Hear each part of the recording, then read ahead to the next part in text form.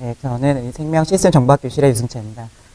I can see a foreign student here, and sorry about telling this in Korean. So, but most of the contents on this slides are in English. So, if you have any questions, please let me know. You can ask me in English.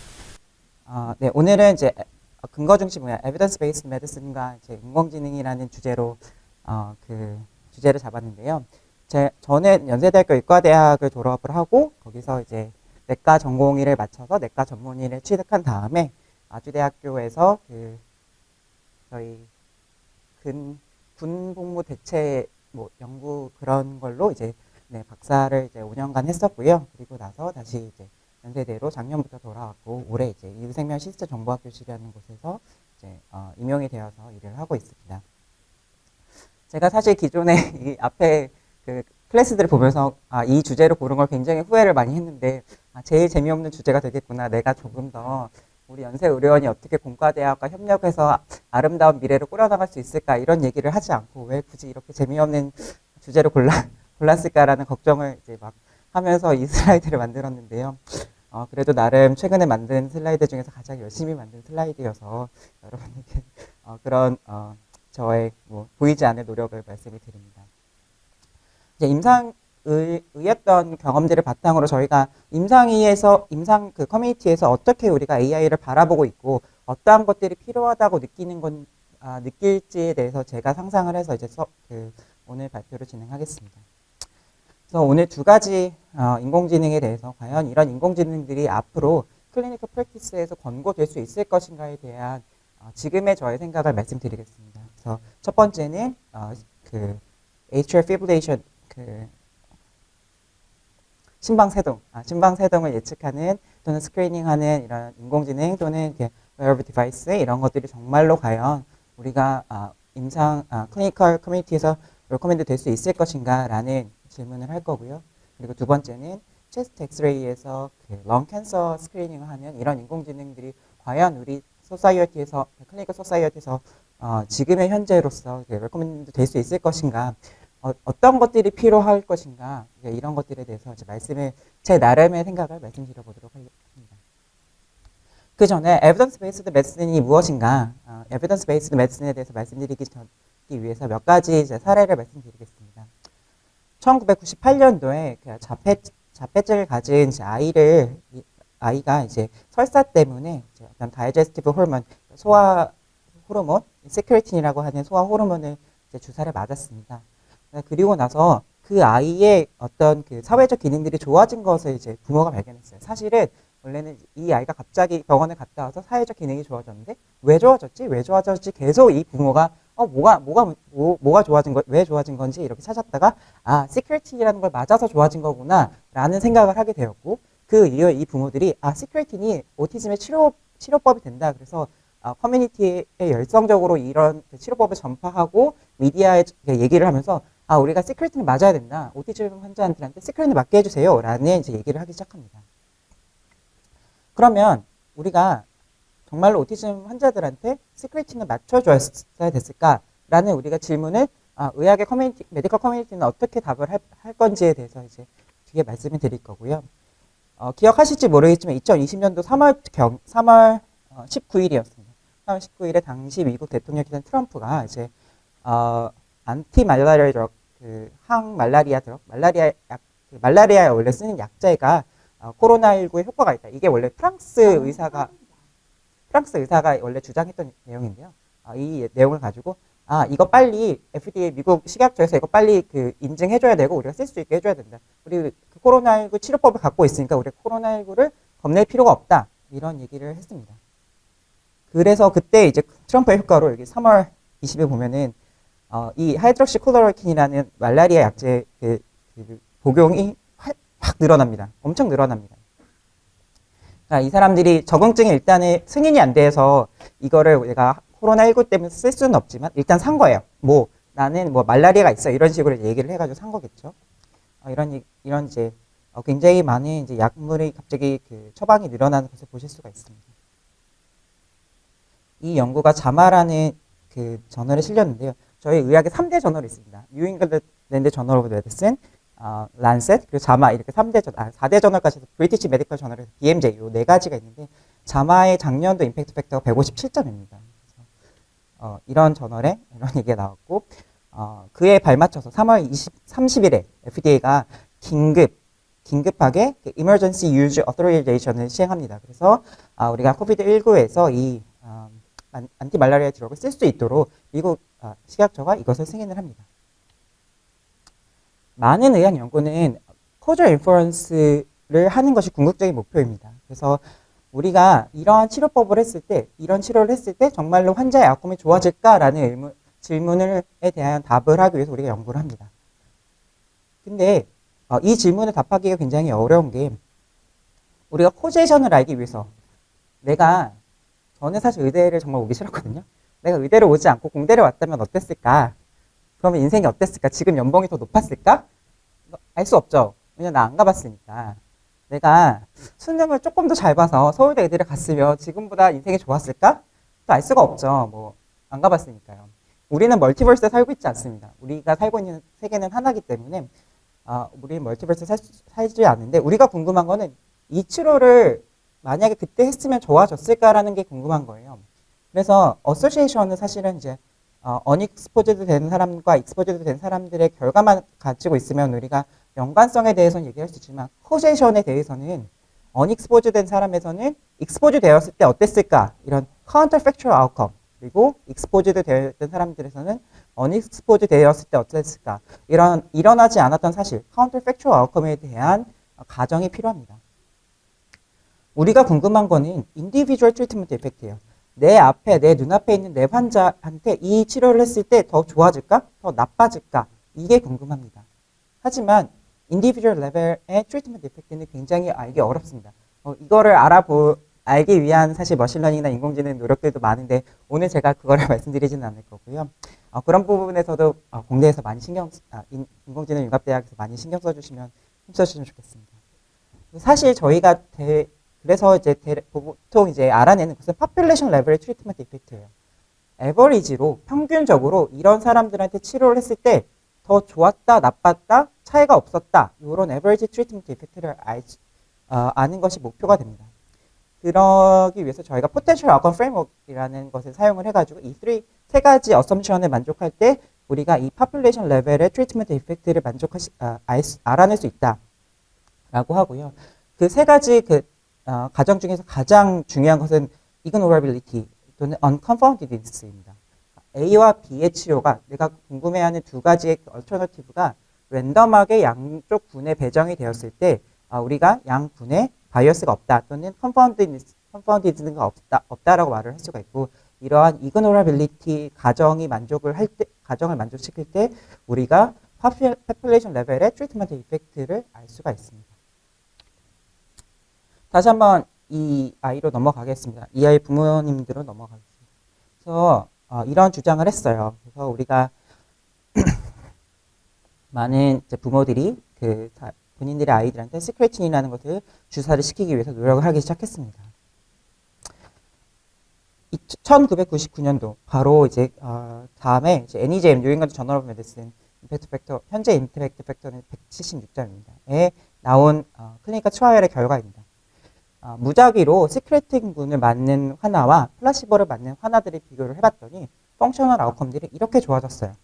이거가 이제 우리가 흔히 말하는 플라시보 효과죠. 위약 효과, 플라시보 이펙트로 인해서 얘네들은 그냥 플라시보로 맞아도 좋아졌던 거예요. 그러니까 이건 시크레틴의 효과라고 볼 수가 없습니다. 좋아지긴 좋아졌죠. 시크레틴을 맞았을 때 좋아졌으니까. 하지만은 이게 플라시보보다 좋지 않았다. 그래서 이 트라이얼들이 이제 페런츠 호프를 끝내버렸다라는 기사가 나옵니다. 하지만 이때 당시만 해도 그러니까 이게 지금 이 기사 2004년도 기사인데요. 1999년에 이 이제 연구가 나왔을 때까지만 해도 많은 부모들이 아직 희망을 버리지 않았어요. 그 이후에도 많은 이제 랜더마이즈 클리니컬 트라이얼, 무작위 임상시험들, 시크레틴과 플라시보를 비교한 임상시험들이 이어졌고 이 임상시험들을 쭉 모아서 우리가 메타 분석을 했을 때 역시 효과가 없었다라는 것을 발견을 했습니다. 이러한 일련의 과정을 우리는 에비던스 베이스드 메디슨이라고 부릅니다. 안티말라리아 주역은 어땠을까요? 역시 뉴잉글랜드 저널 오브 메디슨의 2020년도에 실린 논문을 보시면은 우리가 그 코로나에 이제 한번 익스포저 된 사람들한테 우리가 예방을 위해서 코로나에 걸리지 말라고 그 노출이 됐지만 코로나에 걸리지 말라고 하이드록시 클로로킨을 줬을 때 플라시보에 비해서 전혀 그 걸리는 사람의 비율이 줄어들지 않더라. 동일하게 걸리더라라는 것을 확인을 했고 그러면은 우리가 이 약이 걸리는 걸 그 코비드-19의 인펙션을 줄여주지 못하더라도 코비드-19으로 인한 병의 경과를 완화해 줄 수는 없을까라고 했던 것에 대해서 이제 우리가 답하기 위해서 리커버리 트라이얼을 보시면은 유주얼 케어에 비해서 하이드록시클로로킨을 줬을 때 모탈리티가 전혀 낮지 않았다. 그러니까 사망률이 전혀 낮지 않았고 오히려 약간 높았죠. 물론 이제 통계적인 차이는 없습니다. 그래서 하이드록시클로로킨이 유주얼 케어에 비해서 전혀 코로나19로 인한 사망률을 이 코로나19로 인해서 입원한 사람들에서 줄여주지 못했다. 에비던스 베이스드 메디슨에서 가장 좋은 에비던스는 이 여러 RCT들을 가지고 하는 메타 분석입니다. 메타 분석을 해봤더니 역시나 아웃컴을 이제 사망률을 줄여주지 못했다라는 것을 볼 수 있었고 오히려 부작용 adverse event는 이제 하이드록시클로로킨에서 더 높았다라는 것을 확인을 했습니다.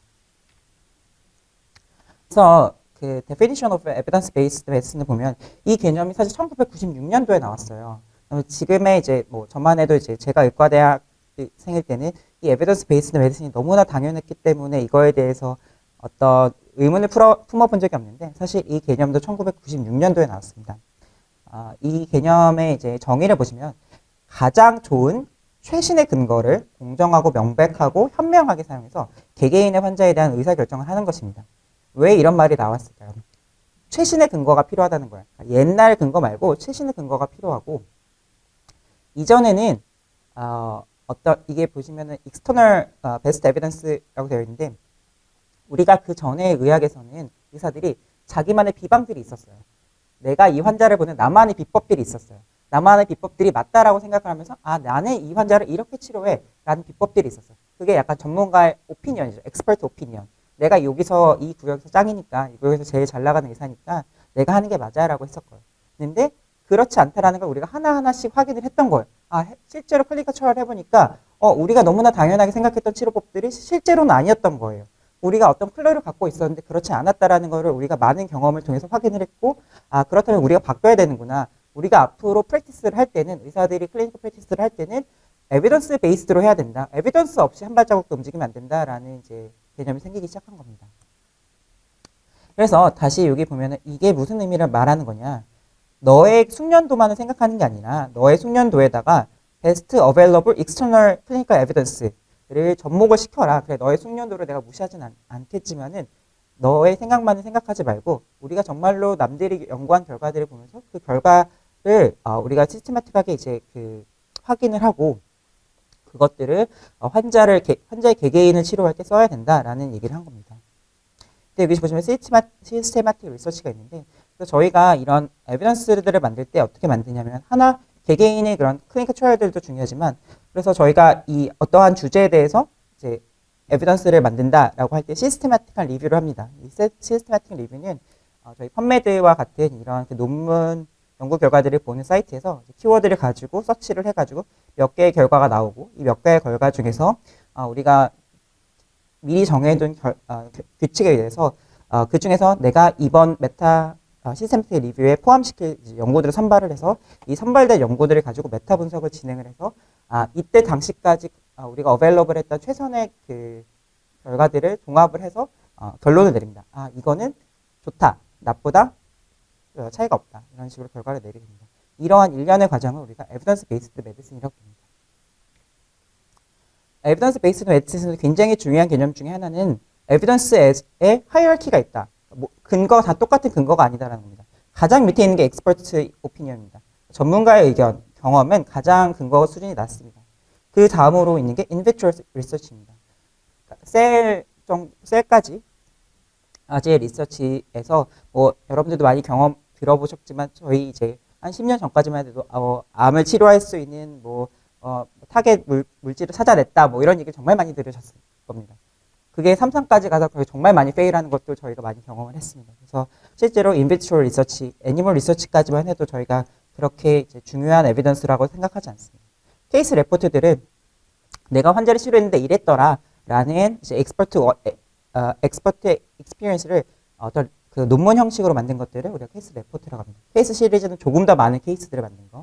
그리고 이제 코호트 스터디, 뭐 케이스 컨트롤 스터디는 어떤 사람들을 모아서 인터벤션을 무작위로 한 건 아니고 우리가 이제 이 사람들의 경과를 쭉 지켜봤더니 이렇더라라는 거고 가장 좋은 에비던스는 랜더마이즈 클리니컬 트라이얼입니다. 이 랜더마이즈 클리니컬 트라이얼도 저희가 굉장히 엄격하고 많은 기준을 가지고 이 랜더마이즈 클리니컬 트라이얼이 정말로 잘 되었는가에 대해서 이제 고민을 하고 평가를 합니다. 정말로 할당이 무작위로 이루어졌는지, 이 명단이 노출되진 않았는지, 그리고 종료 시점에 엔드포인트들이 계산이 잘 된 건지, 또는 이중 맹검, 더블 블라인드가 준수가 되었는지, 그러니까 우리가 인터벤션, 타겟팅하는 인터벤션 외에는 모든 다른 조건들이 동일했는지, 집단지들이 실험 초기에 서로 유사하였는지, 이러한 다양한 기준들을 가지고 저희가 이 랜더마이즈 클리니컬 트라이얼을 평가하게 됩니다. 그래서 이 레벨 오브 에비던스라는 것을 보시면 다시 한번 이제 가장 의미가 없는 에비던스들은 권위자 의견입니다. 네. 권위자 의견은 아무런 에비던스라고 저희는 생각하지 않습니다. 그리고 잘 설계된 비실험적 연구에서 얻어진 근거를 그리고 잘 설계된 무작위 할당이 없지만 이제 잘 설계된 이제 시계열 데이터에서 얻어진 근거 그리고 하나의 적절하게 설계된 충분한 사이즈의 무작위 임상시험 랜더마이즈 클리니컬 트라이얼을 통해서 나온 강력한 근거가 이제 레벨 오브 에비던스 2입니다. 여기서부터 사실은 조금 의미가 있어요. 사실 3번까지도 뭐 3, 4번까지도 볼 수 있지만 2번부터를 우리가 굉장히 중요하게 생각합니다. 그리고 이러한 무작위 임상시험들을 여러 개 해서 그 여러 개 임상시험에서 이 결과를 가지고 메타애널리시스, 시스테마틱 리뷰를 거친 메타애널리시스를 거친 근거를 우리가 레벨 오브 에비던스 1이라고 해서 가장 중요한 근거, 가장 레벨 높은 근거라고 평가를 합니다. 다시 한번 인공지능으로 넘어가겠습니다. 사실 우리나라에서 의료 인공지능 제품들이 정말 많이 개발이 됐고 정말 좋은 수준들을 보여주고 있습니다. 그래서 2018년도, 2020년도에 이제 허가도 굉장히 사실 제가 봤을 때는 우리의 Regulatory Authority Body, 저희 규제기관들에서 굉장히 발빠르게 움직여주고 있고 굉장히 진보적으로 움직여주고 있다고 저는 평가를 합니다. 이렇게 많은 AI와 머신러닝들이 사실 허가가 이미 되어 있습니다. 허가가 되어 있는데 뭐 들으시는 소리가 있을지 모르겠지만 의료 인공지능 많은 회사들이 고전을 하고 있다. 많이 고전을 하고 있다. 제가 사실 이렇게 풍문으로 들은 거로는 이 사람들이 그냥 떡볶이 장사를 해도 이것보다 돈을 많이 벌 건데 이제 이렇게 이제 계속 적자를 내고 있다. 뭐 이런 얘기도 나오고 있는데요. 이렇게 많은 110개 정도가 허가가 됐고 12개가 이제 혁신 의료기기 지정이 되어 있는데도 불구하고 아직은 이제 많은 제품들의 실제로 매출로 이어지지 않는 이유는 유효성 입증을 위한 임상 근거 마련이 어려워서 의료 수가가 없고 그렇기 때문에 영업 적자가 발생하고 있다. 그래서 매출 10억 원도 어려운 것이 지금 현재 의료 AI 소프트웨어 스타트업들의 제 현실입니다. 왜 이런 걸까? 일단은 메디컬 AI들이 정말 우리가 생각했던 것처럼 정말 로버스트한지에 대해서 이제 많은 챌린지들이 들어오고 있습니다. 그래서 이제 기사를 보면 AI가 인간 의사를 없앤다? 그랬더니 근데 실제로 코로나 진단을 맡겼더니 너무 충격적인 결과가 나왔다라는 얘기가 있는데요. MIT 테크놀로지 리뷰에 따르면은 이제 코로나19 MIT 테크놀로지 리뷰라던가 앨런 튜링 연구소에 따르면은 이런 일련의 워크숍과 토론 통해서 AI가 코로나19에서 거의 영향을 미치지 못했다. 사실 이제 선생님들도 이제 들으신 것 중에서 코로나19 백신이라던가 이런 얘기는 많이 들었겠지만 인공지능을 가지고 뭘 했다라는 얘기는 아직 못 들어보셨을 겁니다. PCR 가지고 진단하고 이렇게 열심히 했죠. 근데 우리가 AI 가지고 진단하거나 한 적은 거의 없죠. 그리고 뒤에서 말씀드린 네이처 머신 인텔리전스의 발표 논문을 보면은 415개의 이제 엑스레이와 CT 결과를 활용해서 코로나19를 예측하는 AI 진단 기술을 분석했을 때 어떤 것도 임상 사용에 적합하지 않았다라는 결론을 415개 중에 단 하나도 우리가 임상에서는 사용할 수가 없다라는 결론이 있는데요. 이 논문입니다. common pitfalls of recommendations for using machine learning to detect and prognosticate for COVID-19 using chest radiograph and CT scanning. 그래서 우리가 2,000개를 이게 시스테마틱 리뷰는 원래 이렇게 갑니다. 이렇게 키워드 해서 몇 천 개를 찾고 거기서 우리 프리스페시피케이션 된 기준을 가지고 몇 개를 골라내는데 우리는 굉장히 많이 골라냈습니다. 400개 정도로 골라내서 봤더니 이제 그리고 62개가 최종적으로 이 시스테마틱 리뷰에 들어갔습니다. Then none of them이 포텐셜하게 사용 가능성이 있겠다. 왜냐면은 메소돌로지컬 플로우가 있거나 언더라인 바이어스가 있기 때문이다. 사실 이거 읽어보시면 굉장히 좋은 레코멘데이션이 많아서요. 만약에 메디컬 AI에 관심이 있으시면 한번 읽어보시고 이제 이런 것들은 앞으로 피해야겠다라는 생각을 하셔도 좋겠습니다. 이 논문은 이제 4대 의학 저널 중에 하나인 BMJ에 나온 논문인데 프리딕션 모델 코비드-19의 이제 그 다이그노시스나 또는 예후를 예측하는 프리딕션 모델들을 봤더니 거의 모든 퍼블리시드 프리딕션 모델들이 푸얼리 레포트가 제대로 되어 있지 않았다. 레포트가 제대로 되어 있지 않았고 하이 리스크 오브 바이어스가 있더라. 그래서 이런 것들이 굉장히 큰 문제가 된다. 이런 얘기를 이제 한 바가 있습니다. 그래서 사실 이제 하이프 사이클에서 우리가 이제 어느 정도 하이프이 꺾이는 시기이기는 하지만은 이제 메디컬 사이드에서 우리가 이런 AI들을 지켜봤을 때 굉장히 레포트가 우리가 생각하는 대로 잘 되어 있지 않거나 바이어스가 너무 높거나 하는 문제들이 있다라는 것들을 이제 느끼고 있습니다. 아이를 낳아보신 분들은 아마 이제 아실 건데요. 저희가 이제 출산을 할 때쯤 되면은 이런 것들을 이제 배에다가 올려놓습니다. 이게 이제 태아의 그 심박수를 모니터링하는 기계예요. 피탈 하트 레이트를 모니터링하는 기계인데 이거가 이제 갑자기 떨어지거나 이제 하면은 우리가 굉장히 중요한 사인을 보거든요. 이제 피탈 스트레스가 발생하고 있고 빨리 제왕절개를 해야 되는 경우들이 생기곤 합니다. 근데 이거를 계속 사람이 보고 있을 수는 없잖아요. 그러니까 물론 이게 모니터링 알람이 울리긴 하지만은 그러니까 이거를 AI가 도와주면 좋아지지 않을까요? 이런 생각 우리가 할 수가 있죠. 란셋의 2017년도에 나온 논문입니다. 결과만 보시면 Computerized Interpretation of Card Topography가 클리니컬 아웃컴을 높여주는데 개선시키는 데 전혀 도움이 되지 않았다. 그래서 이 디시전 서포트 시스템을 쓴 것과 디시전 서포트 시스템을 쓰지 않은 것들의 이런 그 태아가 그 아이가 2년 이후에 발달 정도를 본 거거든요. 발달 정도를 봤더니 발달 정도가 전혀 다르지 않았다. 거의 디퍼런스가 없었다라는 걸 보여줬습니다. 물론 이거는 이제 뭐 당시에 굉장히 좋은 어떤 머신러닝 기술을 쓴 것도 아니고 그리고 이제 클리니컬 디자인에서 굉장히 큰 문제들이 많았다라는 비판도 굉장히 많았던 논문이긴 합니다. 하지만 우리가 이제 보여드리는 거는 우리가 머신러닝을 만들었을 때 이 머신러닝의 정확도가 얼마다 이런 게 사실은 중요한 게 아니라 정말 썼을 때 그러면 어떤 클리니컬 아웃컴을 좋게 만들어줄 수 있느냐가 굉장히 중요하다라는 것들을 말씀을 좀 드리고 싶어서 이제 이 논문을 보여드렸고요.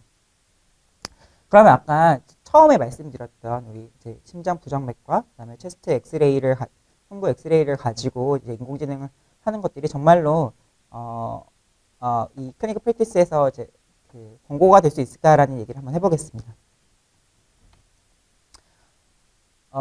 굉장히 기념비적인 논문이었습니다. 그것도 NEJM이라고 하는 저희가 가장 중요하게 생각하는 저널에 나왔던 논문이고 애플워치를 이용해서 우리가 이제 atrial fibrillation 그 심방 세동을 스크리닝 하는데 이게 정말 스마트워치를 쓸 수 있을 것이냐에 대해서 이제 이렇게 논문을 쓴 적이 있습니다. 그래서 어느 정도 쓸만하다 정도의 결론을 얻었습니다. 적당히 쓸만하다. 그래서 도움이 될 수 있겠다 정도의 결론을 얻었는데요. 그러면은 그러면 우리가 atrial fibrillation이라는 것을 우리가 이 와치를 통해 가지고 저도 차고 있는 시계인데 이 시계를 통해 가지고 스크리닝 할 수 있으니까 우리가 이제 이런 스크리닝 시스템들을 권고를 해야 되겠다라고 생각하실 수 있습니다. 뭐 실제로는 이제 이렇게 그 false positive가 꽤 있습니다. 이게 좀 보기가 어려우신데 얘 같은 경우에는 저희가 이제 P 웨이브와 R 웨이브, PR 인터벌들을 쭉 보면은 여기서부터 여기까지 갔다가 여기서부터 여기까지 요 지금 화살표가 그거의 길인데요. 여기서부터 여기 이렇게 조금씩 늘어나다가 한번 비트가 스킵이 되고 그 다음에 요 길이와 요 길이가 같습니다. 그래서 이거를 저희가 웬켄바흐 블락이라고 불러요. 모비지 타입 2인가 그런데 이런 부정입니다. 근데 그래서 이거는 정확히 따지면 atrial fibrillation은 아니거든요. atrial fibrillation은 irregular한 웨이브가 나타나야 됩니다. irregular하게 QRS가 나타나야 됩니다. 그러니까 불규칙하면서 불규칙하게 나와야 됩니다. 이거는 규칙적으로 불규칙하게 나오잖아요. regularly irregular하게 나오는 거고, irregular하게 나와야지 atrial fibrillation. 이거는 원칙적으로 atrial fibrillation 아닙니다. 이런 false positive가 나오는 것은 사실은 선생님들은 어떻게 느낄지 모르지만 의사 입장에서는 이 false positive가 이 심부정맥은 매번 있는 게 아니거든요. 어느 순간은 잠깐 지나가는 경우가 많습니다. 그러면은 이 와치에서 한번 있었다고 해가지고 그러면 내가 언제까지 이 사람이 그러니까 와치에서 있었다고 해서 병원에 왔어요. 근데 병원에 와서 심전으로 찍어봤는데 없어요. 그러면은 이걸 언제까지 내가 이걸 감시를 해야 될까요? 이게 있는지 없는지를 언제까지 찾아봐야 될까요? 그거에 대해서 들어가는 코스트들은 어떻게 누가 감당을 해야 되고 그게 정말 환자한테 도움이 되는 일일까요? 이런 거에 대해서 정말 답을 해야 됩니다.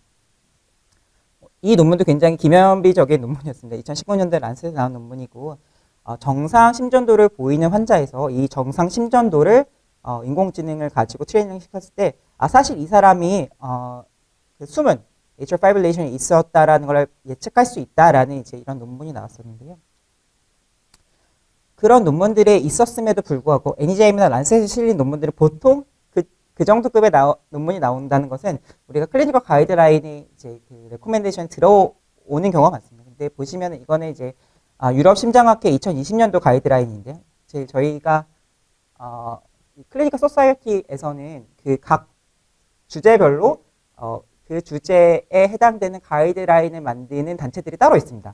심장 같은 경우에는 저는 이제 제가 내과 전공 중에서도 카디올로지, 그 심장내과를 해가지고요. 심장내과는 크게 두 가지 양대 산맥이 있는데 하나는 아메리칸 컬리지 오브 카디올로지 또는 아메리칸 하트 어소시에이션 요 미국 가이드라인이 하나 있고 그다음에 유러피안 소사이티 오브 카디올로지 요 유럽 가이드라인이 하나 있습니다. 요 유럽 그 양쪽의 가이드라인이 1년에 10편 이상의 가이드라인들을 각 디지즈별로 엔티티별로 그 내는데 그것들이 이제 교차되면서 이제 저희가 그런 것들을 다 팔로우하면서 이제 베스트 프랙티스가 무엇일까 지금의 가장 중요한 어벨러블한 에비던스는 무엇일까 확인을 합니다. 여기 보시면 atrial fibrillation의 그 스크리닝에 대해서는 opportunistic 스크리닝 그냥 어쩌다 발견하면 하는 거 괜찮다라는 거예요. 어쩌다 발견하는 거. 발견하려고 노력하는 게 아니라 어쩌다 발견하는 거 괜찮다라는 거고요. 그 이외에는 75세 이상에서는 한번 스크리닝을 생각해 볼 수 있다는데 이게 클래스 오브 레코멘데이션은 2A고 레벨 오브 에비던스는 B입니다. 카디올로지는 클래스 오브 레코멘데이션과 레벨 오브 에비던스를 따로 두고 있는데 레벨 오브 에비던스는 아까 말씀드린 것과 동일합니다. 레벨 오브 에비던스 A는 멀티플 랜더마이즈 클리니컬 트라이얼을 가지고 한 메타 애널리시스, 레벨 오브 에비던스 B는 싱글 RCT, 그리고 레벨 오브 C는 이제 컨센서스 이고요. 클래스 오브 레코멘데이션 1은 해야 된다. 2A는 하는 것이 상당히 좋겠다. 2B는 해봐도 되지 않을까. 3는 하지 말라는 소리입니다. 그럼 여기 2A는 해봐도 좋겠다. 그러니까 뭐 하는 것을 고려해 볼 수 있겠다. 75세 이상에서만 스크리닝을 해보는 걸 생각해 볼 수 있겠다인데 여기 뭐 센서티비티랑 스페시피시티가 이제 각 스마트폰 앱이나 와치라던가 싱글리드 ECG에서 이제 이렇게 나옵니다. 그래서 우리가 아직은 이런 스크리닝이 아주 강하게 권고되고 있지는 않습니다. 그 카디올로지 말고 또 US Preventive Service Task Force라는 곳이 굉장히 중요하게 스크리닝에 대해서 그 가이드라인을 만드는 기구입니다. USPSTF 굉장히 중요한 커뮤니티인데요. USPSTF가 정말로 에비던스를 보수적으로 보기로 보수적으로 보는 단체입니다. 여기에서는 이게 2022년도에 나왔던 걸로 제가 기억을 하는데, 2022년도에 나왔는데요. 2022년도에 이제 나온 것은 스크리닝을 하는 것은 어떠한 베네핏과 함이 있다라고 우리가 여겨지지 않는다. 충분한 근거가 없다. 그래서 이 단체에서는 스크리닝을 권고하지 않습니다. 우리가 이 그 애플워치 스터디가 나온 지가 이미 3, 4년이 지났음에도 불구하고 이런 스크리닝이 실제 우리 클리니컬 가이드라인이나 클리니컬 소사이어티의 프리벤션의 그 스크리닝의 레코멘데이션은 전혀 들어가 있지 않은 것이죠. 왜 그러냐? 스트로크 스탑도 란셋에 나온 논문인데요. 이 스트로크 스탑은 2021년도 8월에 나왔고 여기서 보시면은 우리가 그 이 부정맥을 75세 이상의 환자들에 대해서 스크리닝을 한번 해봤더니 아주 조금 뇌졸중이나 이런 게 줄었다라는 겁니다. 그 조금 줄은 게 1000명에 두 개가 안 돼요. 1000명에 두 개가 안 되는데 스몰 넷 베네핏이 있기는 했는데 있어서 세이프하고 베네피셜 하긴 했는데 아주 조금이었다라는 거고, 룹 스터디는 여기 시계 같은 것만 생각하시겠지만 이제 룹 리코더라고 해가지고 여기 임플란터블 룹 리코더라고 해서 여기다가 심는 게 하나 있습니다. 심어가지고 제대로 보는 거거든요. 이게 해상도가 훨씬 좋아요. 심전도의 해상도가 와치나 이런 거랑 비교할 수 없이 이제 이쪽에 넣어놓으면 훨씬 좋습니다. 이걸 가지고 우리가 스크리닝 해봤더니 덴마크에서 이걸 해봤더니 3배나 많이 atrial fibrillation 디텍 하더라. 많이 발견했습니다. 그러면 좋아야죠. 그렇지만 봤더니 3배나 많이 했고 그래서 우리가 치료도 많이 했는데 스트로크라던가 시스템 엠볼리즘의 아웃컴은 좋아지지 않았다. 결과적으로 클리니컬 아웃컴이 좋아지지 않았다는 겁니다. 병을 빨리 진단하고 빨리 알아내는 것이 사실 저희가 이 스크리닝 스트레스를 짤 때 꼭 중요한 게 아니에요. 정말 중요한 거는 우리가 이걸 빨리 스크리닝을 했을 때 정말로 클리니컬 아웃컴이 좋아질 거냐. 부정맥 이 심방세동 같은 경우는 그 자체가 중요한 것보다는 이것으로 인해서 이거 나중에 뇌졸중을 일으키거든요. 뇌졸중을 이걸 빨리 알아내서 우리가 이걸 치료함으로써 뇌졸중을 줄이는 것이 중요한 병인데 실제로 뇌졸중을 줄이지 못했다는 거죠. 그렇기 때문에 앞서 보신 USPSTF에서는 이제 이것들을 권고하지 않겠다라고 한 겁니다. 그러면 내가 아무리 그러니까 퍼포먼스가 좋은 AI를 만들어 봐야 지금 여기서 3배를 올렸잖아요. 3배를 스크리닝을 많이 했는데 이럼에도 불구하고 클리니컬 아웃컴을 좋게 못 만들어서 결국에는 레코멘데이션 되지 않는 거죠. 하지만 희망은 있습니다. 왜냐면은 치료가 좋아지고 있거든요. 그러니까 이게 베스트 어베일러블 에비던스의 최신의 베스트 어베일러블 에비던스를 강조한 이유는 이 메디슨은 계속 발전을 하고 있기 때문에, 그래서 이제는 뭐 얼리 리듬 컨트롤 하면은 이제 좋아진다라는 걸 발견을 했습니다. 그래서 우리가 조금 더 많은 무기들을 가지고 이 병과 싸울 수 있고 이 무기들을 어떻게 적절하게 사용을 해야지 더 좋은 클리니컬 아웃컴을 만들어낼 수 있는지를 이제서 조금씩 더 알게 되고 있습니다. 그래서 이 심방세동의 치료가 최근 더 발전이 이제 한번 점프가 또 이번 최근에 있었기 때문에 지금 다시 이 앞선 스터디를 했을 때는 또 상황이 달라질 수 있거든요. 똑같은 디자인의 스터디를 하더라도 이제는 정말로 클리니컬 아웃컴을 좋아지게 만들 수도 있거든요. 그런 부분에 있어서 그런 것들을 종합적으로 사실은 생각을 해봐야 될 것 같습니다. 그러면 이제 두 번째는 이제 체스트 엑스레이에서 이제 렁 노듈을 발견하는 이런 AI입니다. 2004년도로 돌아가서 2004년도 이제 폐암 스크리닝 권고 사항을 보면은 우리가 이제 체스트 엑스레이 당시에는 이제 체스트 엑스레이 뭐 CT까지는 아니고 체스트 엑스레이 플러스 저희 가래에서 나오는 세포에 이제 폐암 세포들이 좀 섞여 있을 수 있거든요. 이렇게 두 개를 했을 때 이걸 스크리닝 쓰면 어떨까 했는데 역시 이때도 미국의 USPSTF에서는 현재까지 데이터로서는 스크리닝이 어떠한 메소드로도 로우존 CT라던가 이런 걸로도 권고되지 않는다라고 결론을 내린 바가 있습니다. 역시 그 근거들은 이런 클리니컬 트라이얼들을 통해서 만들었었고요. 현재는 혹시 담배를 피우시는 분이 있을지 모르겠지만 담배를 피우시는 분들에 한해서 폐암 스크린 저설량 CT를 가지고 폐암 스크리닝을 하는 것이 이제 국가암 검진에도 들어가 있고 수가도 나오고 권고가 되고 있습니다. 그때까지 어떠한 근거들이 필요했던가? 여기 보시면 이제 많은 클리니컬 트라이얼들이 있었는데 단테, 델피 스캔, 탈렁, 마일드, 루시, UKLS 이런 식의 많은 스터디들이 있었습니다. 여기 보시면 언더파워드 스터디죠. 그러니까 얘네들은 언더파워드 되었던 거고 위에 파워드가 있는데 언더파워드 스터디 단테 트라이얼을 보시면 2,800명을 인로를 해서 60살 이상이었고 20년 이상 담배를 폈던 사람들 대상으로 했을 때 렁 캔서 릴레이티드 모탈리티를 줄여주지 못했습니다. 보시면 중요한 거는 스크리닝을 해서 렁 캔서가 많이 발견된 게 중요한 게 아니에요. 왜냐면 델피 스캔을 보시면은 이거는 이제 760명을 인로를 해가지고 50세 이상에서 15년 이상 담배를 핀 사람들을 봤을 때 8배 많이 스크리닝을 했어요. 8배나 많이 런캔서를 찾아냈어요. 근데 이 단테 트라이얼의 결과에서 런캔서 모탈리티가 줄어들지 않았습니다. 그러니까 폐암을 더 많이 진단할 수밖에 없어요. 그 선생님들께서 혹시나 이제 엑스레이랑 CT 사진들을 이제 한번 이제 메디컬 AI 뭐 실습을 위해서 보셨다면은 정말 다릅니다. 엑스레이에서 보는 것과 CT에서 봤을 때 그 노듈은 정말 다르거든요.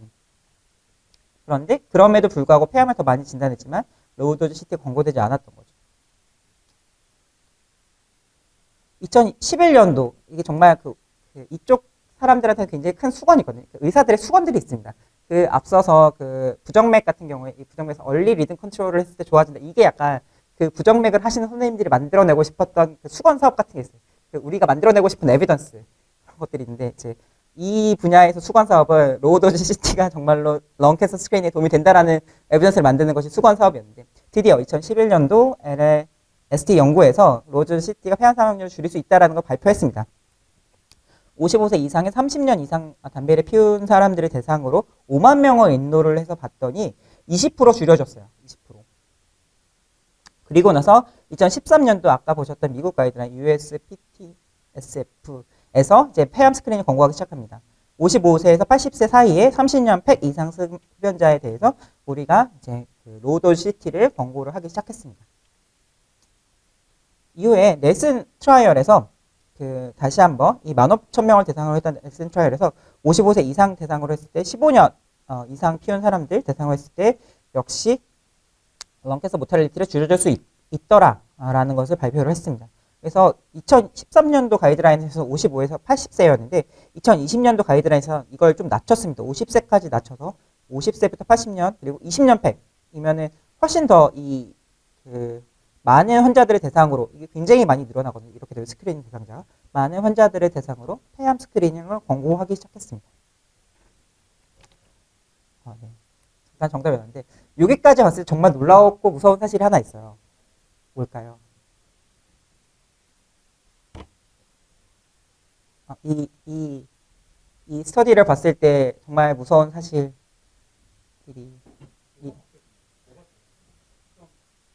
그쵸. 뭐가 달라졌길래 얘네들 앞에 트라이얼들은 못했고 뒤에 트라이얼들은 됐을까? 뭐였을까요? 여기 정답이 이 안에 있거든요. 이 히스토리에 있습니다. 이 히스토리를 잘 보시면 정답을 아실 수 있어요. 그쵸. 너무 작죠. 죄송합니다. 5,000명 미만을 대상으로 해서 10년 미만 진행했던 연구들에서는 폐암 사망률 감소를 증명하지 못했어요. 그럼 우리가 트라이얼을 할 때 이 정도 CT와 엑스레이 정도 비교는 정말 엄청난 차이거든요. 저희 폐암 스크리닝에 있어서 이 정도 엄청난 차이가 나는 모듈을 두 개를 비교했을 때 5,000명 이상을 해서 10년 이상을 해야지만 폐암 사망률 감소를 보여줄 수 있다라는 거죠. 충분한 파워가 필요하다. 이 파워가 생각하는 것보다 훨씬 더 많으실 수 있다. 그럼 이게 돈이 얼마나 될까요? 돈이 얼마나 될 것 같으신가요? LNST는 지금 5만 명을 대상으로 10년 정도 했다. 얼마 정도 될까요?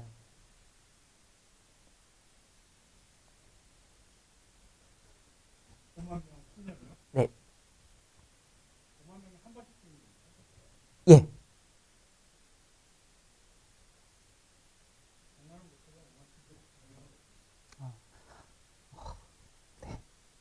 제가 카디오는 요즘에 카디오 트라이얼들을 이제 애니제임에 나올 정도 되면 보통 10,000명 정도 인로를 하거든요. 10,000명 정도를 인로를 해야 저희가 이제 아웃컴 차이가 나기 시작합니다. 이제 10,000명 인로를 해서 제가 가장 감명 깊게 봤던 스프린트 트라이얼 같은 경우는 고혈압을 이제 120까지 낮추는 게 더 좋다.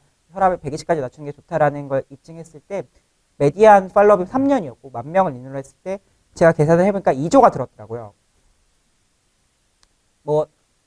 트라이마다 좀 다릅니다. 항암 치료제 같은 경우는 훨씬 적은 수로해도 훨씬 더 많이 들기는 하고, 항암 치료는 한 100명대를 많이 인로를 하는데, 제약회사에서 돈이 많이 들어가는 부분이 신약 개발을 할 때 약을 찾아내는 부분이 아니라 임상시험을 하는 부분에 훨씬 더 많은 돈이 들어간다는 거 아마 많이 들으셨을 거예요. 상상 이상의 돈이 들어갑니다. 특히 이렇게 롱텀하게 팔로업을 하는 연구 같은 경우에는 이게 언뜻 생각해도 선형적으로 늘어날 것 같지 않잖아요. 이렇게 길게 갔을 때는 사실은 비선형적으로 그 금액이 올라가겠죠. 팔로우를 할 때. 왜냐면 이 사람들이 계속 리텐션을 해야 되거든요. 끌고 가야 돼. 이 사람들한테 충분한 보상을 주면서 끌고 가야 되는데 그게 사실 쉽지 않습니다. 심지어 저희는 클리니컬 트라이얼 할 때 리텐션이 적어도 탈락 좋은 트라이얼에 들어갈 수 없어요. 최소한 리텐션이 80% 이상은 끝까지 와줘야 우리가 좋은 트라이얼이라고 생각을 하기 때문에. 네슨 스터디 같은 경우에는 이제 유럽의 4군데에서 지역 인구를 대상으로 했고 60만 명을 선발해서 15만 명이 응답을 해서 3만 명이 등록을 했습니다. 모든 참여자의 최소 추적 기간이 10년이었어요. 이게 어떻게 가능할까? 이 나라는 돈이 많았을까요? 이 사람들은 국가 레지스트를 이용했어요. 국가 레지스트를 이용해서 이 사람들 CT만 찍고 그 다음에 암이 생기는 거나 사망 같은 거는 레지스트리를 팔로우업을 한 거예요. 그러면 찍기까지만 하면 되니까 훨씬 돈이 줄어들겠죠. 그리고 자로 결합을 통해서 추적 관찰을 5년, 7년, 10년, 11년에 했습니다. 우리나라에서는 현재 이게 거의 어렵습니다. 그러니까 쉽지 않습니다. 정말 쉽지 않습니다. 정말 관과 밀접한 관계가 있지 않는 한에는 이런 게 사실은 어떤 시스테마틱하게 쉽지는 않습니다. 그래서 제가 이제 최근에 서큘레이션이라는 논문에 썼던 에디토리에서 우리가 디지털 인프라를 이용해서 그 타임리 그러니까 우리가 충분히 제때제때 좋은 에비던스를 만들기 위해서는 디지털 인프라스트럭처를 이용하는 프로그래매틱 클리니컬 트라이얼들을 좀 해야 된다라는 얘기를 한 바가 있습니다. 예를 들면 이제 2021년도에 뉴잉글랜드 저널 오브 메디슨에 나왔던 이제 이런 논문 같은 경우에는 임신성 당뇨를 비교했는데 이게 또 역시 아예 나와보신 분은 기억하실지 모르겠지만 이게 그 산모한테 늘 임신성 당뇨를 스크린을 하게 되어 있습니다 우리가. 근데 이게 한 번 일단 금식을 하고 오셔야겠죠. 금식을 하고 오셔서 한 번 하는 게 있고 두 번에 나눠서 하는 게 있어요. 두 번 하는 게 있어요. 그래서 원 스텝과 투 스텝인데 이게 동일하게 그러니까 이걸 해도 되고 저걸 해도 돼 이렇게 두 개가 있는데 이거를 비교를 했는데 환자 동의서가 면제됐어요. 그러니까 이 산모들은 자기가 임상시험에 들어가는 줄 모르고 있었던 거예요. 근데 사실은 그렇잖아요. 원래 우리가 원 스텝이나 투 스텝이나 둘 중에 하나를 이용해서 스크리닝을 해요. 이 사람들을 대상으로. 원래 하는 거거든요. 그리고 그게 뭐 원래 하던 거예요 우리가. 근데 이거를 동의서를 받기 시작하면은 뭐 아시겠지만 비용이 훨씬 더 늘어나고 그리고 그 산모를 이렇게 2만 명의 산모를 등록하기 어렵습니다. 이렇게 어려운데 이제 그 윤리위원회에서 그 병원의 윤리위원회에서 해가 없다. 이건 해가 없기 때문에 동의서를 받지 않고 임상시험을 할 수 있다라는 거죠. 사실 이제 인공지능도 저는 비슷하다고 생각하는데 만약에 우리가 정말 제대로 메디컬 AI들을 이렇게 클리니컬 트라이얼에 넣으려고 하면은 환자들한테 다 동의 받아야 돼요. 나는 여러분은 AI를 쓰는 군에 배정될 수도 있고 AI를 안 쓰는 군에 배정될 수도 있습니다. 이런 임상시험에 대해서 이런 부작용들이 생길 수 있으면 이걸 다 설명을 하고 이제 동의서를 받아야 돼요. 그러면은 환자 한 명당 그거를 설명을 하고 동의서를 받는데 15분, 20분, 뭐 30분이 걸릴 수 있고 많은 사람들이 동의를 안 해주겠죠. 그러면 이러한 임상시험에 들어가는 결국 다 돈이거든요. 돈과 시간입니다. 돈과 시간에 어느 스타트업들이 과연 감당을 할 수 있을까 이런 생각이 좀 들고 이 연구 같은 경우에도 이제 작년에 뉴잉글랜드 저널 오브 메디슨에 나왔는데 이거 같은 경우에는 이제 아스피린 용량을 비교했어요. 근데 이제 왜 이런 연구를 이렇게 하냐면은 앞선 연구도 그렇고 이런 연구도 그렇고 돈이 나올 곳이 없습니다. 그러니까 사실 굉장히 라지 트라이얼들은 대부분 제약회사에서 엄청난 펀딩을 해가지고 들어오는데 이거는 이제 국가에서 펀딩을 하지 않으면 그 펀딩 소스가 들어오지 않거든요. 펀딩 소스가 들어오지 않는 연구들은 사실 이렇게 많이 하는 이런 방법들을 찾게 되는데 이 경우 같은 경우에도 표준화 데이터 네트워크를 이용해서 병원들의 데이터를 표준화해놓고 아웃컴들을 그렇게 팔로우한 거예요. 사실은 그 임상시험에 가장 많이 돈이 들어가는 부분은 팔로우업이거든요. 그 추적 관찰에 돈이 많이 들어갑니다. 추적 관찰을 어차피 이 데이터들이 그 병원에 이제 이 환자가 심근경색에 걸리면은 그 데이터가 보험이든 병원 데이터에 들어오니까 이 사람들이 나중에 심근경색 생기는지 많은지는 내가 일일이 사람이 추적 관찰하지 않고 이 데이터 네트워크를 이용하는 거죠. 이 논문이 네이처 메디슨에 2021년도 5월에 나왔습니다. 심전도를 활용해서 심부전 위험성을 판단하는 인공지능 검증을 했어요. 인공지능 검증을 했는데 굉장히 특이하게 했습니다. 120개 메이오 클리닉 산하에 있는 1차 의료기관을 대상으로 해서 반수의 의료기관에서는 AI를 사용하게 하고 반수의 AI에서는 사용하지 않도록 했어요. 2만 명 환자를 등록했고요. 역시 여기서도 동의서를 받지 않았습니다. 동의서를 받지 않았으니까 이 정도 사이즈의 연구를 큰 펀딩 업체가 할 수가 있는 거죠. 봤더니 심초음파 사용이 비슷했는데 AI 활용군에서는 신부전 진단이 유일하게 높았다라는 것을 이제 보고를 했습니다. 그래서 우리가 더 많은 돈, 아까 말씀드렸지만은 우리가 그 부정맥을 이제 이런 워치를 이용해가지고 시계를 이용해서 스크리닝 했을 때 결국엔 폴스 파지티브 때문에 우리가 더 많은 코스트가 메디컬 코스트가 나올 수 있다라는 게 굉장히 큰 우리의 걱정이에요. 굉장히 큰 컨선인데 여기 보시면은 실제로 돈이 더 많이 들어가진 않았어. 심초음파라는 돈이 많이 들어가는 이런 비싼 검사를 더 많이 하지 않았는데 신부전을 더 많이 찾아낼 수 있었어. 그러니까 필요한 사람들한테 더 이 처방을 한 거겠죠. 심초음파 처방을 필요한 사람들 위주로 이제 시작을 한 거겠죠. 그런 이제 얘기를 했습니다. 정말 중요한 것 중에 하나는 또 코스트 에펙티브니스입니다. 그래서 앞서서 이러한 만약에 런 캔서 스크리닝이 그래서 런 캔서에 의한 모탈리티를 줄여줄 수 있다라고 한다. 그럼 이게 우리가 권고를 해야 되느냐? 마지막 관문은 이제 코스트 에펙티브니스, 비용 효과성입니다. 여러분들 더 많이 살린다고 해서 그게 비용 효과성이 꼭 있진 않아요. 여러분들의 생명의 가치를 돈으로 환산할 수 없다고 우리는 생각하지 않습니다. 환산을 해서 그게 정말로 우리가 드리는 금액에 비해서 정말로 효과가 있는지를 계산을 합니다. 그것까지 통과를 해야 아까 말씀드렸던 USP인가 거기에서 이제 권고를 해주는 거예요. 봤더니 이 정도 개인이 있는 것 같다. 그런데 이거는 어썸션이 굉장히 많이 좌우되는 것을 발견을 했다. 그래서 주의 깊게 판단을 해야 된다. 왜냐면 이것도 마찬가지인 게 런캔서 CT를 찍으면요. 양성 노듈도 굉장히 많이 발견이 되거든요. 양성 노듈을 다 또 이제 조직 검사를 해서 확인을 해봐야 돼요. 근데 이제 폐라는 장기 자체가 조금 조직 검사가 쉽지 않은 장기입니다. 그래서 그런 것들 때문에 또 어디셔널 코스트가 또 많이 나와요. 그런 부분들이 또 있어요. 그리고 실제로 이런 스크리닝은 국가 단위로 검진을 해주는 거기 때문에 이게 정말로 코스트 이펙티브한지는 정말 중요한 얘기거든요. 우리나라는 사실 메디컬 코스트가 워낙 낮으니까 우리나라는 사실 CT 한번 찍는 게 뭐 10만 원, 20만 원이면 찍으니까 크게 와닿지 않으실 수 있지만 여러분이 만약에 CT를 한번 찍으면 1,000만 원이 나오는 나라에 산다. 그럼 이게 정말로 나한테 코스트 이펙티브 한지를 생각하면서 하시겠죠. 지금 늘 우리가 건강을 생각하면서 사는 게 아니잖아요. 그래서 그런 것까지 통과를 하셔야 됩니다.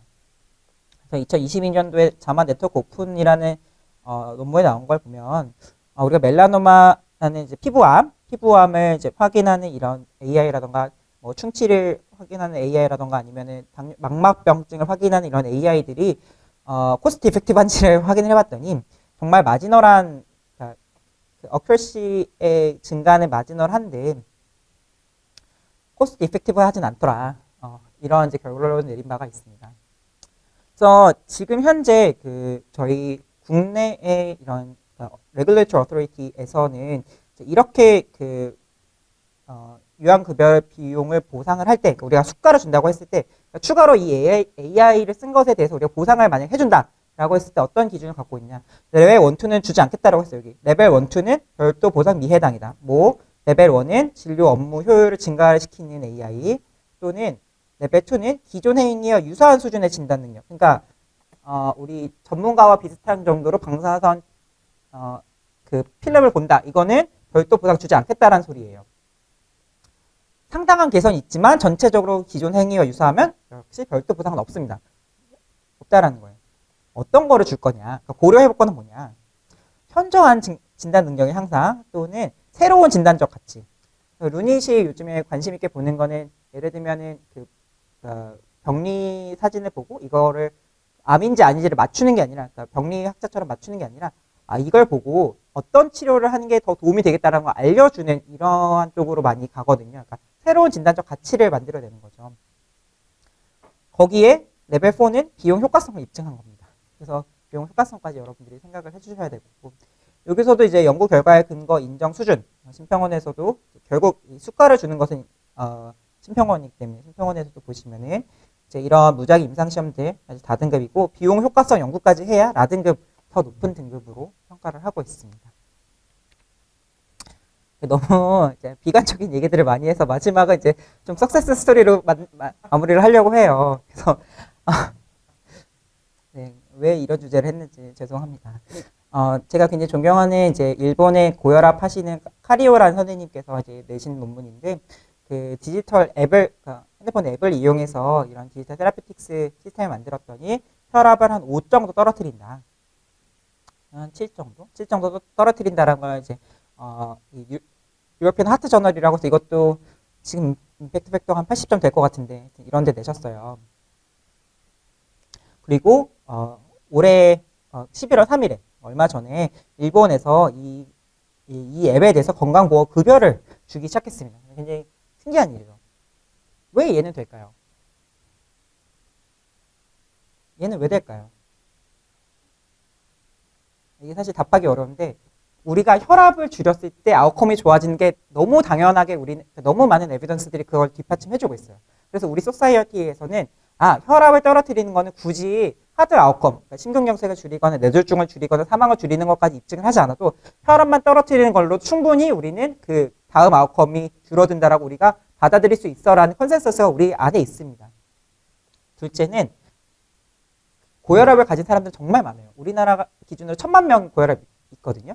여러분들도 한 40, 저도 이제 40대쯤 되면 이제 고혈압이 슬슬 많이 생기기 시작하는데 1000만 명이 고혈압이 있는데 많은 수가 우리 목표 혈압에 도달하지 못하고 있어요. 그게 정말 우리의 클리니컬 소사이어티에서 굉장히 주의 깊고 걱정하면서 바라보고 있는 부분입니다. 이걸 어떻게 하면 더 떨어뜨릴 수 있을까가 가장 이제 우리가 주의 깊게 보고 있는 부분입니다. 그러니까 이런 부분들을 사실 굉장히 잘 파고들었고 이런 아웃컴들에 대해서 명확한, 사실 7 정도 떨어뜨리는 건 정말 쉬운 일이 아니거든요. 이 정도 떨어뜨리는 건 쉬운 일이 아닌데 정말 명확히 잘 떨어뜨렸기 때문에 우리가 크게 이견 없이 사실 이런 적용이 가능하죠.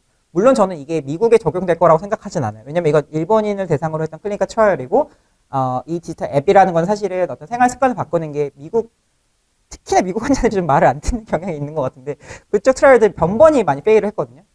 요거가 이제 미국까지 지금 당장 적용되지 않겠지만 아마 미국에서도 동일한 결과가 또 나온다고 하면 미국 FDA에서도 이걸 승인해 줄 거라고 저는 생각합니다. 그래서 마지막으로 이제 뭐 말씀을 드리면 우리가 인공지능의 성능과 임상적 권고사항의 차이를 좀 이해하는 게 필요하지 않을까라는 생각합니다. 그러니까 우리가 성능이 좋기 때문에 의학계에서 받아들여줘야 되는 건 아니고요. 우리가 코로나19 백신과 치료제 같은 경우에 이게 그러니까 권고되고 승인됐던 과정들을 여러분이 뉴스에서 봤잖아요. 임상시험을 했더니 효과가 있더라, 뭐뭐 했더니 어떻더라, 이런 것들을 계속 보면서 아니면 소화해서 써도 되냐? 이것도 임상시험을 소화해서 따로 해가지고 승인을 받고 3차를 받아도 되냐? 3차를 다시 한번 또 임상시험 또 해가지고 그걸 승인을 받았던 거거든요. 매번 인디케이션에 대해서 우리가 임상시험을 진행을 해서 실제로 이게 줄어드는 것을 받고 그렇기 때문에 승인이 되고 있는 겁니다. 인공지능의 승인도 사실은 본질적으로 동일하고 인공지능 사업을 키워야 되기 때문에 우리가 이거를 승인해 달라, 수가를 달라라는 말은 사실 저는 너무 앞뒤가 바뀐 얘기가 아닌가라는 생각을 합니다. 또 아까 말씀드렸듯이 분야별로 에비던스의 역사를 아셔야 돼요. 아까 렁캔서 같은 경우 엑스레이에서 찾는다 했을 때 로우도즈 CT가 들어오기까지의 그 지난한 역사를 보고서 내가 여기에 도전하겠다라는 생각을 하는 건 사실 쉽지가 않을 것 같습니다. 근데 그게 해당 질병과 클리니컬 소사이어티별로 다 서로 다른 역사를 우리는 갖고 있거든요. 근데 내가 타겟팅하는 그 디지털 엔티티에서 어떠한 에비던스들이 어떠한 역사를 가지고 만들어졌는지를 아시면 좋을 것 같고 해당 분야 아카데믹 소사이어티 기조를 또 아셔야 돼요. 이게 결국 사람이 하는 일이거든요. 아무리 에비던스 베이스드 메디슨이 이렇게 객관적으로 근거를 평가한다고 해도 사람이 하는 일이고 이 클리니컬 소사이어티가 원하는 것들이 있어요. 근데 그런 것들을 정말로 풀어줄 수 있느냐. 그리고 코스트 이펙티브니스의 중요성을 이해하시는 게 좋을 것 같고 객관적이고 식견 있는 굉장히 좋은 의학 파트너가 함께 하시면 좋지 않을까라는 생각합니다. 그리고 마지막으로는 우리가 사실은 이런 것들을 알기 위해서는 이런 특히나 이제 컴퓨터 사이언스 같은 데서는 A/B 테스트 같은 것도 원래 많이 하시죠. 근데 우리는 그런 것들이 사실 의학에서는 쉽지 않아요. 임상시험을 이렇게 빨리 하는 게 쉽지 않은데 대규모 임상시험을 가속화할 수 있는 인프라를 만들어야 되고 이제 특히나 한국에는 이런 디지털 인프라가 잘 되어 있는데 이제 좀 활용을 못하는 부분들이 많아서 이런 부분을 통해서 우리가 좀 가속화할 수 있는 사실은 뭐든지 발전을 하려면 토목공사가 필요한 거잖아요. 이런 인프라스트럭처를 이제는 이제 뭐 데이터라던가 어떤 머신이라던가 그런 것보다는 이제는 이미 그런 메디컬 AI들이 많이 나와 있기 때문에 이제 이런 임상시험을 위한 인프라에 대해서 좀 더 신경을 써야 되지 않을까 이런 생각을 합니다. 네, 마지막으로 다시 한번 너무 재미없는 주제를 들고 와가지고 죄송하고 다음번에 혹시나 기회가 된다면 연세 의료원이 어떻게 여러분들과 함께 밝은 미래를 좀 꿈꿔 나갈 수 있을지 밝은 미래에 대해서 말씀드릴 수 있도록 하겠습니다. 네, 질문 있으시면 편하게 말씀해 주시기 바랍니다.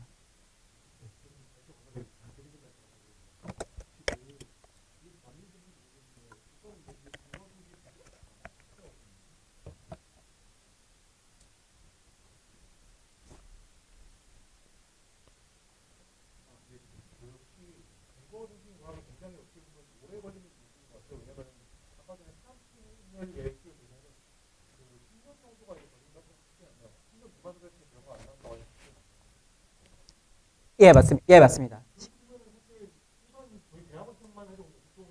나가서까지 해도 10년 이상 한 사람은 없잖아요. 그러면 일반적인 학생들이나 아니면은 네, 굉장히 소규모에서는 뭐 사실 그런 시간도 그렇고 규모도 그렇고 뭐 10명 이상의 환자도 그렇고 그 다음에 금액적으로도 일반적인 그 소규모의 연구팀에서는 감당하기 어려울 것 같습니다. 그래서 보통 그런 약간 소규모의 연구팀들이 어떻게 연구를 진행할 수 있는지 아니면은 이걸 진짜 그렇게 세브란스처럼 큰 규모에서만 그리고 이제 교수님처럼 오래 이제 연구를 하실 수 있는 분들만 참여를 할 수 있는지가 궁금합니다. 네, 저도 당장의 연구 성과가 필요한 주니어라서요. 긴 시간을 기다릴 수 없고요. 여기 보시면은 사실 세브란스 병원도 저희의 펀딩으로 클리니컬 트라이얼을 할 수 있을 정도의 저희도 그 정도 사이즈는 아닙니다. 그 정도로 이렇게 클리니컬 트라이얼이 쉽지는 않아서 하나 말씀드리면 이게 5만 명 인롤했잖아요. 10년 받잖아요. 만약에 이걸 1년으로 줄이고 싶다. 그러면은 한 50배 인롤하면 될 거예요. 이거에 50배 정도 인롤하면 1년 안에 끝낼 수 있어요. 미국의 정말 어마어마한 절약을 느꼈던 코로나 때 느꼈던 것은 앞서 보신 그 코로나19의 그 임상시험이 1년 안에 나왔어요. 그게 말라리아 같은 거는 그 해에 8월, 10월경에 나왔고 백신도 굉장히 빨리 나왔어요. 그때 그 파우치 박사님이 말씀하신 월프 프로젝트거든요. 월핑 시키겠다. 그러니까 엄청 가속화시키겠다. 모든 것을 다 신속하게 하고 모든 절차들을 다 줄여주고 그리고 실패를 두려워하지 않고 모든 약제와 모든 백신에 대한 트라이얼들을 전폭적으로 지지를 해준 거예요. 그러니까 사실 그러한 지지가 있다면 가능하다고도 생각하고 사실 근데 그런 지지가 코로나19 같은 그 특수한 상황이 아니면 쉽지 않으니까 그렇기 때문에 우리가 디지털 인프라스트럭처를 조금 더 많이 이용을 해야 되지 않을까. 그리고 충분히 가능성이 있다라고 그런 걸 이용하면 충분히 이게 많은 수의 환자들을 인롤하는 게 가능할 거라고 저는 생각을 합니다.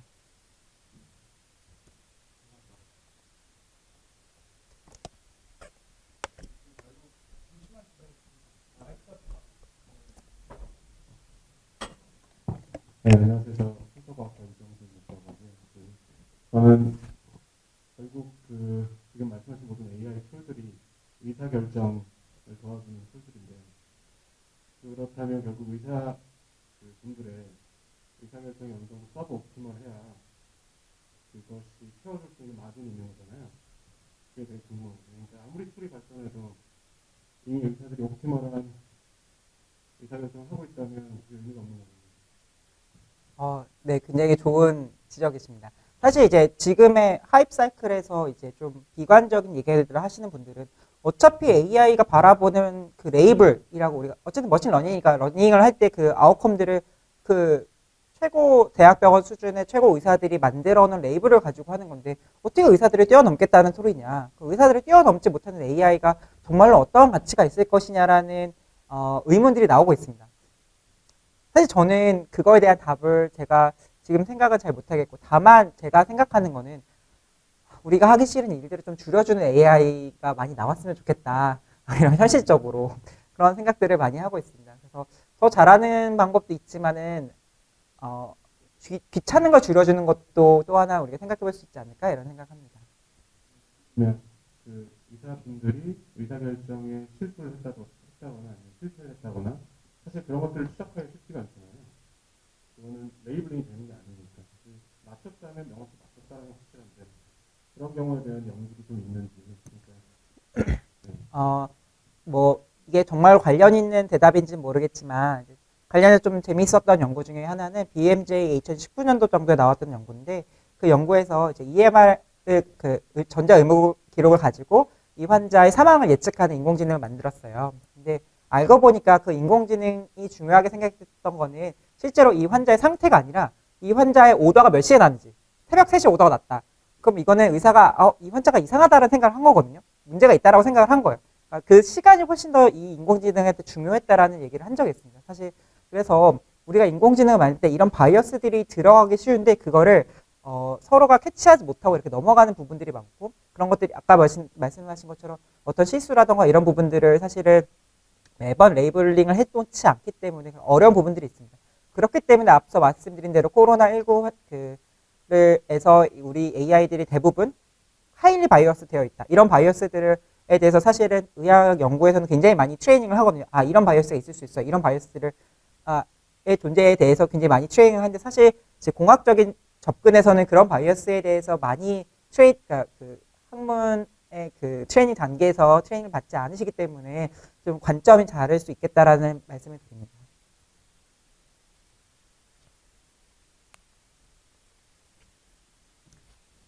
또 질문이나 코멘트. 네.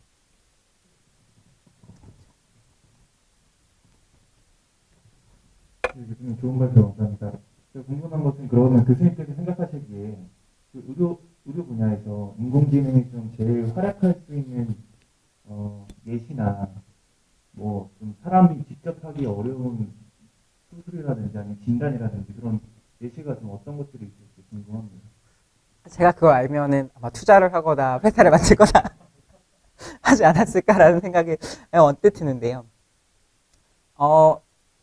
사실은 이제 아까 말씀드린 뭐 루닉 같은 회사 같은 경우는 새로운 바이오마커, 그러니까 내가 AI가 말씀하신 것 중에 이제 사람을 뛰어넘을 수 없지 않느냐. 그럼 사람이 안 하는 거를 하는 것도 방법입니다. 우리가 병리 이미지에서 어떠한 히든 피처들, 레이턴트 피처들을 찾아내가지고 그게 어떤 치료를 받을 때 이 환자들한테 더 도움이 될 거다. 현재는 어떤 유전자형을 가지고 우리가 치료를 결정하지만 우리가 알지 못하는 이 환자의 어떤 피노타입들에서 보여지는 피처들을 가지고 치료 가이드를 줄 수 있다면 정말 그거는 좋은 그 가능성이 될 것 같고요. 일을 줄여주는 게 사실 뭐 쉽지는 않습니다. 이제 뭐 그나마 이제 저희가 꼭 프랙티스가 아니더라도 뭐 연구 같은 데서 많이 생각해 보면은 저희가 텍스트 써놓은 걸 가지고 레이블링 같은 걸 많이 하는데, 그런 것들을 좀 이제는 워낙에 텍스트 모델들이 좋아졌으니까 그런 것들을 도와줄 수 있지 않을까, 뭐 그런 것들은 조금씩 해보고 있고요. 또 하나는 제가 뭐 꼭 이게 될 거다라는 생각을 해서 하는 거라기보다는 그 이제 점점 이제 하이퍼스케일 AI들이 나오고 있는데, 메디컬 이미지에서도 정말 병원의 모든 메디컬 이미지를 다 때려 넣어가지고 하이퍼스케일 AI 모델을 만들면 좀 또 다른 새로운 어떠한 가능성들을 보일 수 있지 않을까, 이런 생각들을 하고는 있습니다. 네. 네, 그런 것도 생각하고 있어요. 근데 이제 저도 명확하게 답변 드리는 그 부분은 어려워서 죄송합니다. 그러니까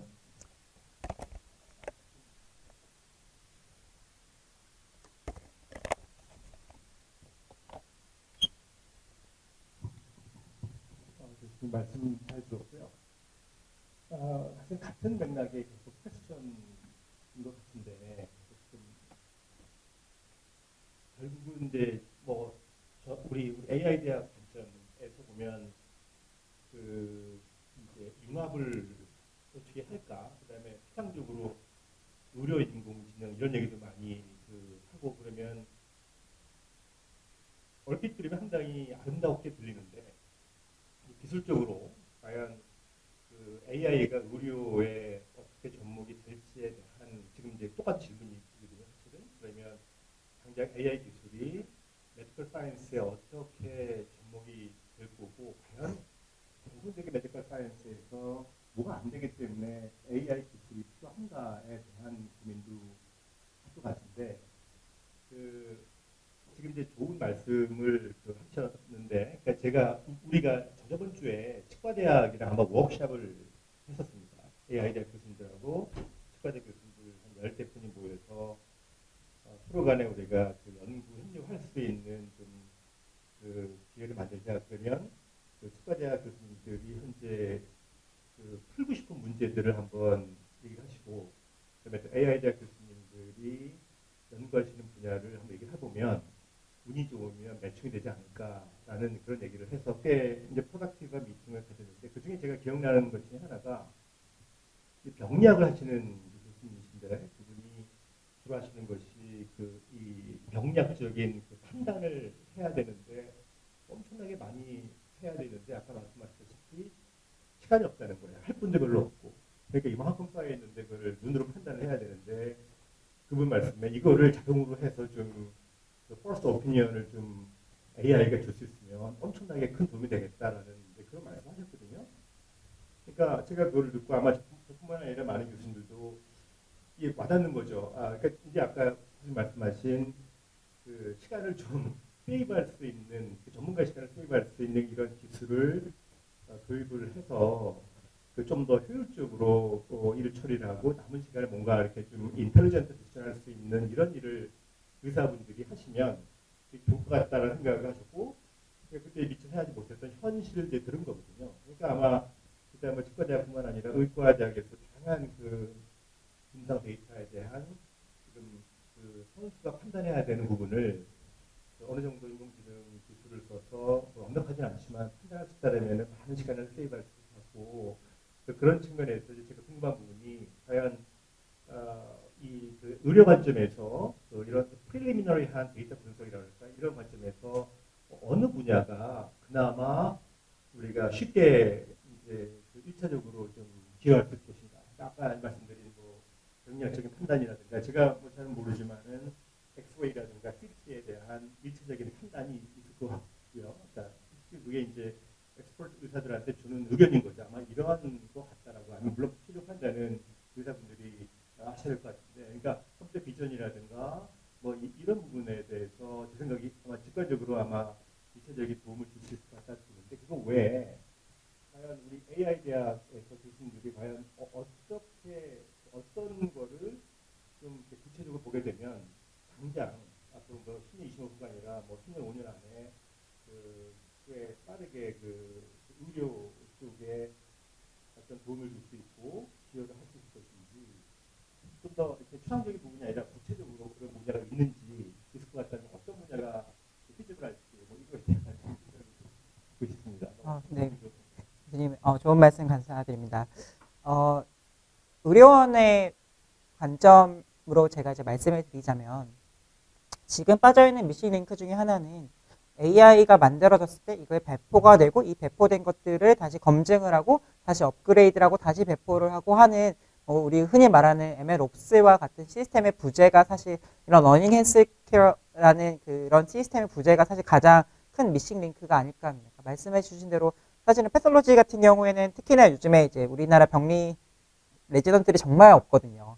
레지던트들이 없다라는 건 이제 교수님들이 다 판단 혼자서 일을 하셔야 되는 거고 이제 그렇기 때문에 이제 그리고 이제 슬라이드가 사실은 굉장히 많이 떨어지고 병리는 정말 중요한 그 디시전을 해주시는 과 정말 중요하게 이게 암이다 아니다라는 가장 중요한 디시전을 해주는 거기 때문에 이제 굉장히 중요한데 이제 사람이 없다라는 부분이 있어서 사실 도움이 될 수 있으나 가장 걱정되는 건 정말로 그러면 내가 한번 만들었던 AI가 실제로 배포했을 때 실제 상황에서 얼마나 어큐러시가 나올 건가가 컨티뉴어스하게 모니터링이 되고 업데이트가 되고 다시 나올 것이냐라는 부분에 대해서의 그 미싱 링크가 있거든요. 보통은 이제 만들고 배포하는 것까지만 생각을 하시기 때문에 그 미싱 링크를 조금 더 채워 놓는다면 우리가 정말로 많은 분야에 있어서 그것들을 이제 많은 부분들에 있어서 훨씬 더 빠른 발전을 할 수 있지 않을까. 이것이 바로 만약에 우리가 의료원이 이제 본교와 이제 협업을 한다면 이런 부분들이 정말 중요하지 않을까라는 생각을 저는 하고요.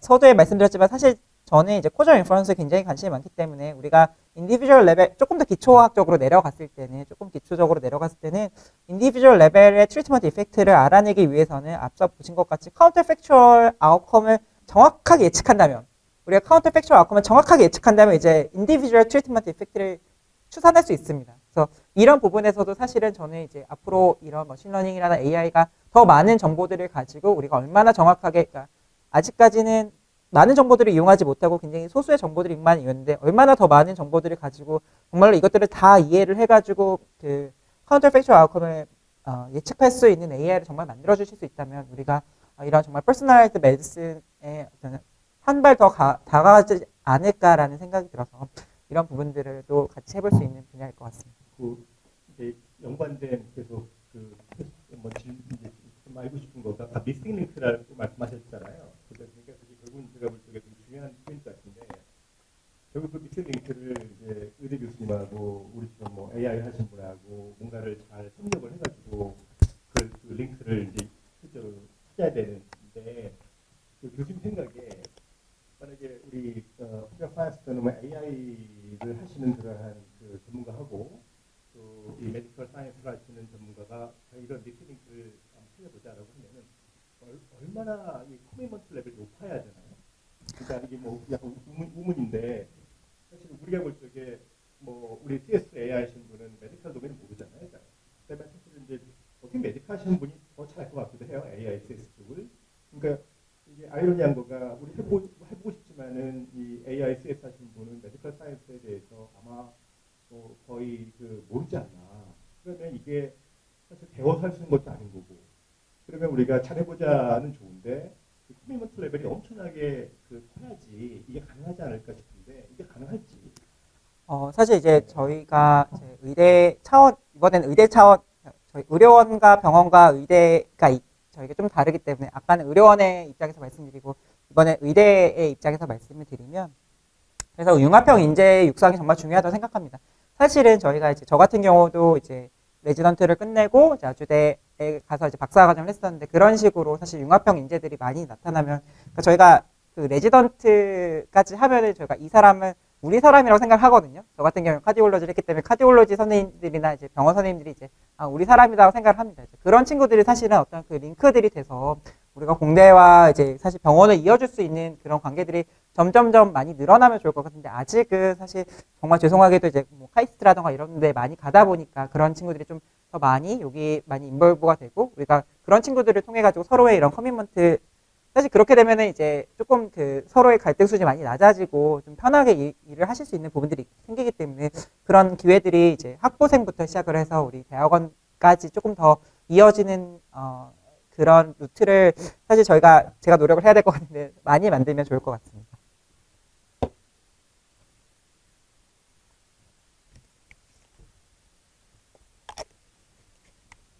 질문 있으실까요?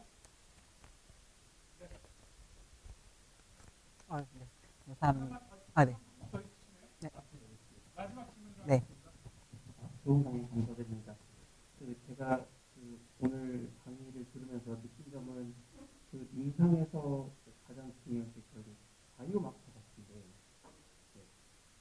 바이오마커가 이제 어떻게 설정되느냐, 임상을 계획함에 있어서 어떻게 설정되냐에 따라 아웃컴이 다를 수 있습니다. 근데 가령 이제 영상에 사용되는 AI, 엑스레이나 CT, MRI 같은 영상 기반의 이제 프로세싱 같은 경우에는 임상 전문의사나 전문의와 동일한 수준의 이제 진단을 하면서도 그 속도를 굉장히 빠르게 한다든지 이런 템포럴한 요소가 들어가 있는데 임상 시험에서는 계속 우리가 그 바이오마커를 정확하게 찾아내거나 진단을 했을 때의 뭔가 하드한 아웃컴을 비교하다 보니까 유연성이 있어서 좀 유의미한 키워드가 이제 유의미하지 않게 나올 수도 있어요. 근데 그런 템퍼한 그러니까 그만큼 레이버를 줄여줄 수 있다라는 그런 요소를 임상에 혹시 넣을 수가 있을까요? 네, 물론 이제 그 말씀하신 부분이 이제 뭐 저희가 이제 바이오마커로 한다면 보통 바이오마커를 이용할 때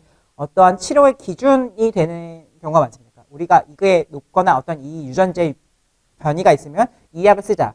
이 유전자 변이가 없으면 다른 약을 쓰자. 약간 이런 치료의 분기점들에 대해서 우리 클리니컬 디시전들의 그 에비던스, 그 서포팅을 주는 바이오마커들을 이용을 합니다.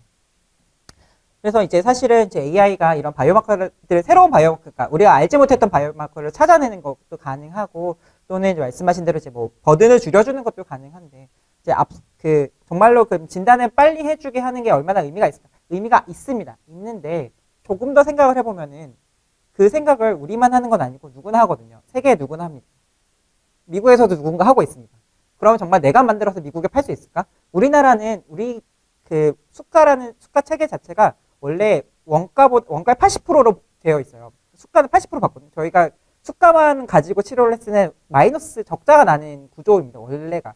그러니까 의사의 버든을 줄여주는 게 사실 병원 입장에서는 크게 메리트가 없어요. 왜냐면 지금도 굉장히 수익이 마지널한 상태에서 여기서 내가 여기 회사한테 1,000만 원 더 주고 이걸 사온다고 이게 사실 쉽지가 않습니다. 그러니까 지금 우리나라 사정은 그러니까 그걸 만들어 봐야 우리나라에 도입이 잘 안 되는데 그러면 그걸 만들어서 외국에 도입할 수 있을 것인가? 그런 사실 현실적인 문제들 때문에 이제 그런 회사들이 많이 어려움을 겪는 것 같고요. 사실 또 이면에 들어가면은 그런 부분까지도 한 번 정도 더 생각해 봐야 될 것 같습니다.